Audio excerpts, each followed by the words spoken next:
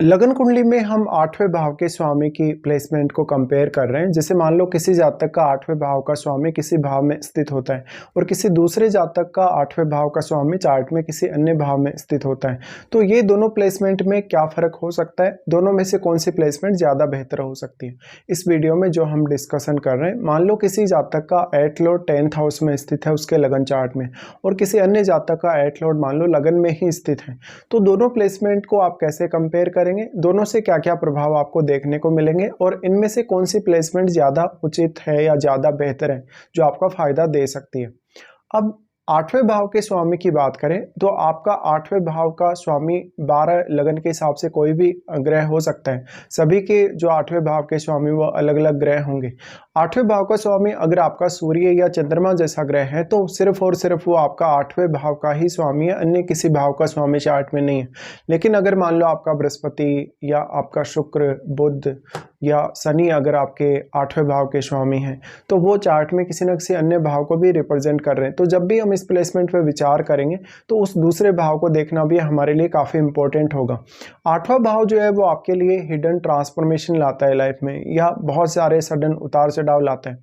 8वां भाव हमारी लाइफ को ट्रांसफॉर्म करने में बहुत अहम भूमिका निभाता है। अगर हमारे जीवन में कोई भी सडन चेंज आता है, चाहे वो पॉजिटिव है चाहे वो नेगेटिव है, तो उसमें अष्टम भाव का रोल हमेशा रहता ही है।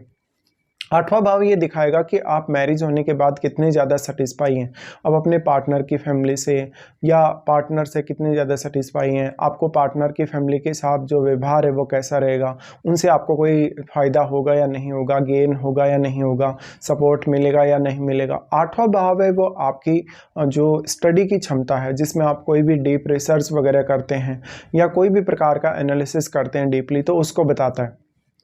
इसके अलावा अष्टम भाव है वो दूसरे लोगों का धन या दूसरे लोगों का पैसा है। अगर आपका 8वां भाव बहुत ज़्यादा स्ट्रॉन्ग है तो आपको पैतृक संपत्ति या अपने इन-लॉज से लाभ मिल सकता है। जब लेकिन हम अष्टम भाव के स्वामी के विभिन्न भाव में प्लेसमेंट के बारे में बात करते हैं तो आपका वो हाउस अब आपके 8th हाउस के मामलों में काफ़ी इंपॉर्टेंट रोल निभाएगा। और जब भी किसी भाव का स्वामी किसी अन्य भाव में जाकर बैठते हैं तो हम उस दूसरे भाव के थ्रू उस हाउस के रिजल्ट प्राप्त करने की कोशिश करते हैं, या उस हाउस का रोल हमारे उस दूसरे वाले भाव के कार्यों में या उसके रिजल्ट्स में काफ़ी ज़्यादा बढ़ जाता है। तो इस वीडियो में जो हम सबसे पहले डिस्कशन करेंगे, मान लो 8वें भाव का स्वामी किसी का 10th हाउस में स्थित है। 8वें भाव के स्वामी के आपके 10th हाउस में स्थित होने से कैरियर में लगातार आपके उतार चढ़ाव होता ही रहेगा।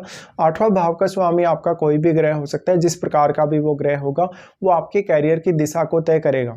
अगर वो एक क्रूर ग्रह है तो आप अपने कैरियर में काफ़ी ज़्यादा पॉसिबिलिटी है कि आगे तक जाएंगे, काफ़ी राइज करेंगे, लेकिन आपके रिलेशंस पे काफ़ी असर पड़ सकता है उससे। जैसे कि आपके घरेलू रिलेशन भी हैं अपने परिवार के लोगों से, या अपने बॉस या अपने कलीग्स के साथ भी आपके रिलेशनशिप हैं।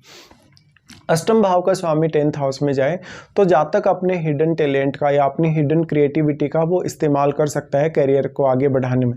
इसके साथ साथ आपके लिए कैरियर को पर्याप्त सोचना या कैरियर के लिए पर्याप्त रूप से प्लानिंग करने के लिए आपको समय मिल जाएगा। यहाँ पे अष्टम भाव का स्वामी जब भी 10th हाउस में स्थित है तो अक्सर आपकी चिंता जरूर बढ़ा देता है अगर वो वेल प्लेस्ड नहीं है 10th में। तो सबसे मेन तो आपके लिए इम्पोर्टेंट यही होगा कि 8वें भाव का स्वामी 10th हाउस में जाने के बाद आपके चार्ट में कैसी स्थिति में है, क्या वो वक्री तो नहीं है, क्या वो अस्त तो नहीं है, किसी अन्य ग्रह के साथ तो नहीं बैठा है, या आपके 4th हाउस में भी अगर कोई ग्रह बैठा होगा तो वो भी आपके एस्टिमेट्स पर अपना प्रभाव अवश्य डालेगा। तो आपको उस ग्रह को भी चेक करना काफ़ी ज़्यादा जरूरी है। 8वें भाव का स्वामी आपके चार्ट में अब जिस अन्य भाव का स्वामी है उस हाउस के थ्रू आपको काफ़ी सपोर्ट मिल सकता है कैरियर में, और उस हाउस का भी अब काफ़ी ज़्यादा रोल होगा आपके कैरियर को ट्रांसफॉर्म करने में। लेकिन मेन तो वैसे 8वां भाव है वही है ट्रांसफॉर्मेशन का। तो 8वें भाव का जो स्वामी है वो उसका रोल आपके कैरियर में काफ़ी इंपॉर्टेंट होगा। 8वें भाव का स्वामी किस प्रकार का कारकत्व है या किस प्रकार की एनर्जी लिए हुए है। अब आपका यहाँ 10th लॉर्ड के साथ आपके 8वें भाव के स्वामी के संबंध कैसे हैं, आपका 10th लॉर्ड कैसी स्थिति में है, 10th लॉर्ड आपके चार्ट में अन्य कौन से भाव का स्वामी है, ये भी आपको देख लेना चाहिए।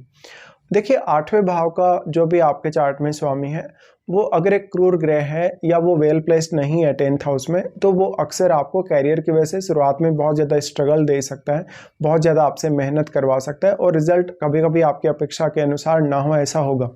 लेकिन 8वें भाव का स्वामी यहाँ पर किसी अन्य ग्रह के साथ बैठा है आपके 10th हाउस में, तो उस ग्रह का रोल काफ़ी ज़्यादा अब इम्पोर्टेंट होने वाला है।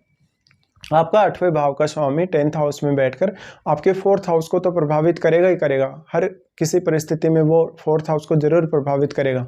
लेकिन आपका वो ग्रह किसी अन्य भाव को भी प्रभावित कर सकता है, जैसे अगर मंगल है तो आपके लगन को प्रभावित करेगा, 4th और 5th को प्रभावित करेगा। अगर बुध शुक्र है या इवन सूर्य है तो वो आपका सिर्फ और सिर्फ आपके 4th हाउस को प्रभावित करेगा। तो इस तरीके से आपको विचार कर लेना चाहिए। उसके बाद हम मान लेते हैं किसी जातक का 8th लॉर्ड मान लो लगन में स्थित है। देखिए 8th लॉर्ड अगर आपके लगन में चला गया है तो वो आपके सिक्स सेंस को काफ़ी ज़्यादा तेज कर देता है। आप बहुत कुछ अपने जो जप तप है, अपनी जो एनर्जी है उसी से भांप लेते हैं आगे होने वाली घटनाओं को जीवन में। 8th लॉर्ड अगर लगन में चला गया तो 8th हाउस की सारी क्वालिटीज और 8th हाउस की जो एनर्जी वो आपके लगन में डिपॉजिट हुई, तो अब आपकी पर्सनैलिटी पर इसका प्रभाव नजर आएगा। आप दूसरों की माइंड की बातें जानने, दूसरों के बारे में जज करने में बहुत ज़्यादा माहिर हो सकते हैं। लेकिन सामने वाला व्यक्ति आपको उतना अच्छे से कभी कभी जज ना कर पाए, या वो आपके हिसाब से कहीं ना कहीं बहुत ही एक डिफरेंट पर्सन हो, लेकिन वो स्वयं को दिखाता बहुत अलग हो। 8वें भाव का स्वामी अगर इस तरीके से प्लेस्ड है चार्ट में, तो आपके पार्टनर के ऊपर भी उसका प्रभाव पड़ेगा, या आपके पार्टनर का जो फैमिली है कहीं ना कहीं, क्योंकि 8वें भाव का स्वामी अगर आपके लगन में आ गया तो वो सप्तम भाव को जरूर एस्पेक्ट करेगा। तो सप्तम में बैठा हुआ ग्रह भी आपके इतना ही ज़्यादा इंपॉर्टेंट है। और आपका अष्टमेश जो लगन में गया है, तो लग्नेश वास्तव में कैसी स्थिति में है। अब आपका अष्टमेश जो आपके लगन में है, तो वहाँ वो वक्री है या वहाँ वो अस्त है, या वो किस प्रकार का ग्रह, जिस प्रकार का वो ग्रह होगा वो वैसा ही प्रभाव आपको देगा। जैसे अगर बृहस्पति है आपका 8वें भाव का स्वामी, आपका मान लो बुध है, या मान लो आपका शुक्र है, तो जिन जिन ग्रहों के साथ जैसे जैसे कारकत्व जुड़ा है, या जो जो ग्रह जिस प्रकार की एनर्जी या कारकत्व रखते हैं, वो वैसा ही प्रभाव आपकी पर्सनैलिटी पर डालेंगे। नॉर्मली अगर आपका 8वें भाव का स्वामी मान लो बुध है, सूर्य है या बृहस्पति है, तो ऐसे में आपको सबसे ज़्यादा फायदा होने के चांसेस हैं 8th लॉर्ड के लगन में स्थित होने से। लेकिन 8th लॉर्ड का लगन में स्थित होना कभी कभी स्वास्थ्य से जुड़े हुए बहुत ज़्यादा इश्यूज लाता है। ऐसा इसलिए होता है कि आपका लग्नेश कभी कभी बहुत ज़्यादा वीक होता है, या आपके अष्टमेश के साथ आपके लग्नेश के संबंध अच्छे नहीं होते हैं कभी कभी। 8वें भाव का स्वामी अगर लगन में है तो वो कहीं ना कहीं आपको 8वें भाव को समझने, 8वें भाव को जानने में काफ़ी हद तक मदद कर देगा। और वो आपके चार्ट में कुछ अन्य भावों पर भी अपनी दृष्टियां डाल रहा है। जैसे हो सकता है वो आपके 3rd हाउस को प्रभावित कर रहा हो, 4th को प्रभावित कर रहा हो, इवन 5th को प्रभावित कर रहा हो, और सप्तम को तो वो प्रभावित करेगा ही हर केस में, लेकिन फिर वो आपके 9वें भाव या अष्टम भाव को भी प्रभावित कर रहा हो, ऐसा हो सकता है। अब यहाँ पे पर्टिकुलरली जो ग्रह है, किस प्रकार का आपका अष्टमेश है, उसकी भूमिका काफ़ी ज़्यादा अहम हो जाती है। तो जिस प्रकार का भी आपका अष्टमेश होगा वो वैसे की वैसे एनर्जी का प्रभाव डालेगा अपने उस पर्टिकुलर हाउस पे। यहाँ पे अष्टमेश अगर किसी का भी लगन में आ गया तो कभी कभी आपका अष्टमेश मान लो अच्छी स्थिति में नहीं है, आपके चार्ट में चंद्रमा या आपके लग्नेश भी मजबूत नहीं है, तो आपको अक्सर भय रहेगा। ये भय आपको मृत्यु का, चोट लगने का, या किसी भी अन्य प्रकार का हो सकता है। अष्टमेश जिनका भी लगन में बैठा है उन लोगों के लिए स्पिरिचुअल पाथ चुनना या उनके लिए तंत्र मंत्र की तरफ जाना काफ़ी आसान होने वाला है। लेकिन बाकी अन्य मामलों में यहाँ पे उतने अच्छे या उतने बेटर रिजल्ट कभी कभी नहीं देखने को मिलते।